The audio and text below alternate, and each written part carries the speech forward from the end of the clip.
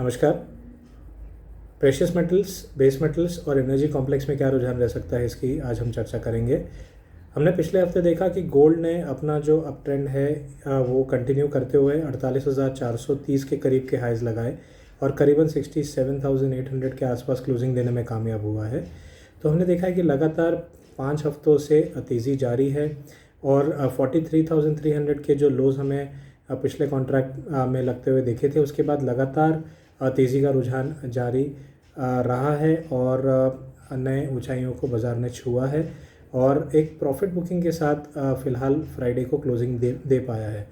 ऐसा लगता है आने वाले समय में पहले 1 या 2 सेशन पॉसिबल है कि ये मुनाफा वसूली का दौर चलेगा और 47,400 तक के स्तर हमें देखने मिल सकते हैं। स्पॉट गोल्ड की वहीं अगर बात करें तो $1,800 के काफ़ी करीब बाज़ार गया। $1798 के करीब के हाइज़ देखे गए और 1780 के करीब की क्लोजिंग देने में कामयाब हुआ है। आने वाले समय में $1760 से $1750 स्पॉट में काफ़ी इंपॉर्टेंट स्तर रहेगा एज अ सपोर्ट। जब तक ये इमीडिएट सपोर्ट होल्ड कर पा रहा है, शॉर्ट टर्म ट्रेंड अपसाइड रहेगा। सिमिलरली M6 पर भी अगर देखें तो 47,000 से 47,100 काफ़ी इंपॉर्टेंट लेवल है। जब तक ये होल्ड कर पा रहा है, बाय ऑन डिप्स की रणनीति अपना के चल सकते हैं। अपसाइड में 48,100 फॉलोड बाय 48,400, ये एक शॉर्ट टर्म व्यू लेके चला जा सकता है, यानी जो रीसेंट हाई हैं वो रीटेस्ट होने की पॉसिबिलिटी बाज़ार में है।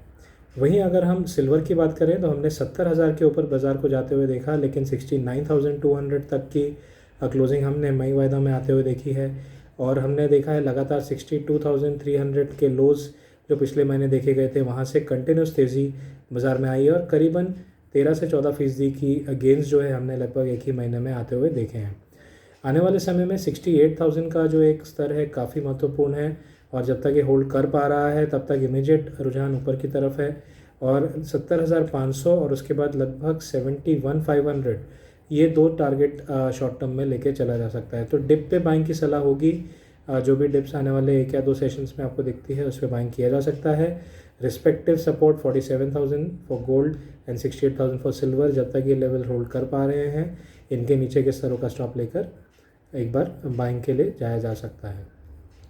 वहीं एनर्जी कॉम्प्लेक्स की अगर बात करूं तो हमने क्रूड ऑयल में कंटिन्यूस एक करेक्शन का दौर देखा, तो 4,800 के करीब के हाइज़ देखने के बाद हमने 4,560 के लोज़ भी देखे और ऊपरी स्तरों से बिकवाली का दौर हावी रहा, लेकिन जो क्लोजिंग है वो 4625 4630 जोन में देने में फ़िलहाल कामयाब हुआ है।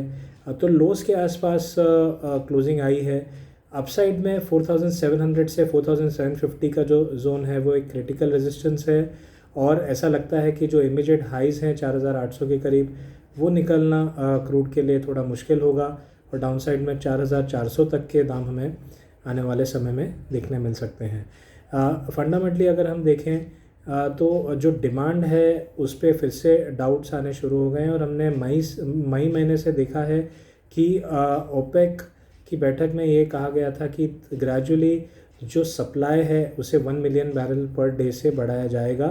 तो क्योंकि डिमांड के ऊपर अभी भी डाउट्स हैं और काफ़ी देशों में यहाँ तक जैसे इंडिया में भी हमने देखा है कि दोबारा काफ़ी स्टेट्स में लॉकडाउन हुआ है और इंडिया दुनिया का 4th लार्जेस्ट इंपोर्टर है कच्चे तेल का, जो करीबन 4 मिलियन बैरल्स पर डे से ज़्यादा हम इंपोर्ट करते हैं, क्योंकि हमारा 85 to 90% जो होता है वो आयात होता है या फिर इंपोर्ट होता है।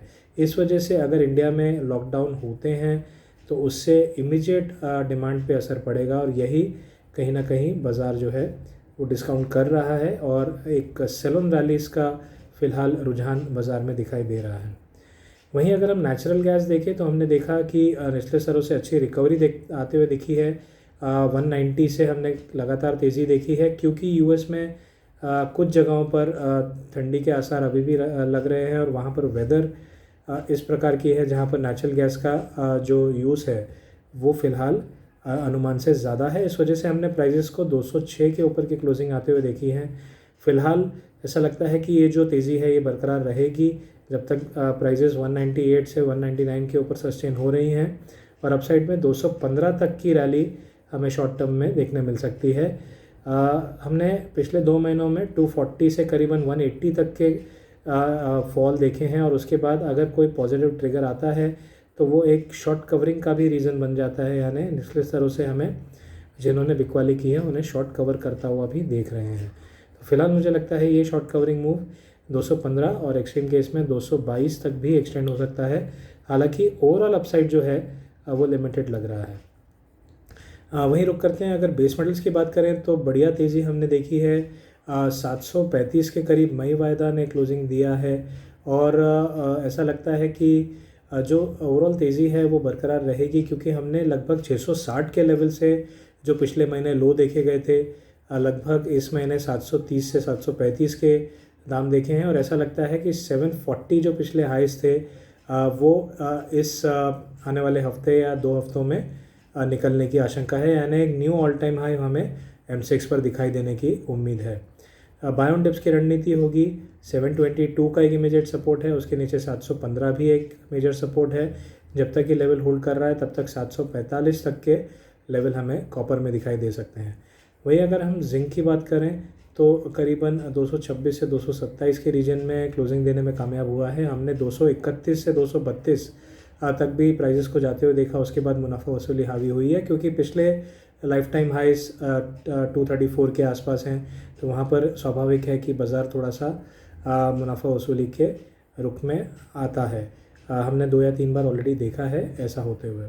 लेकिन ओवरऑल जो रुझान है 221 के ऊपर पॉजिटिव है, यानी उसके करीब अगर प्राइजेस जाते हैं तो दोबारा बाइंग कर सकते हैं, और 234 तक का व्यू लेकर चला जा सकता है। वहीं अगर हम एल्यूमिनियम भी देखें तो हमने 192 के ऊपर की क्लोजिंग आते हुए देखी है, तो काफ़ी बढ़िया क्लोजिंग हमने मई वायदा में आते हुए देखी, और ऐसा लगता है कि 188 एक इम्पॉर्टेंट शॉर्ट टर्म सपोर्ट है।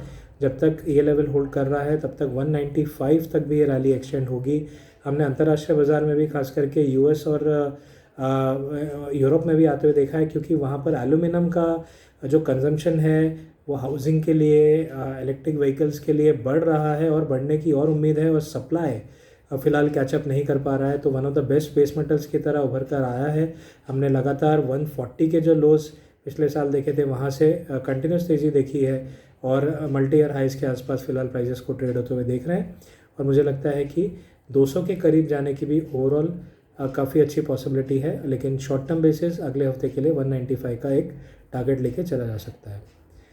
तो ये था एक जायज़ा कि प्रेशियस मेटल्स, एनर्जी कॉम्प्लेक्स और बेस मेटल्स में अगले हफ्ते में क्या रुख रह सकता है। धन्यवाद।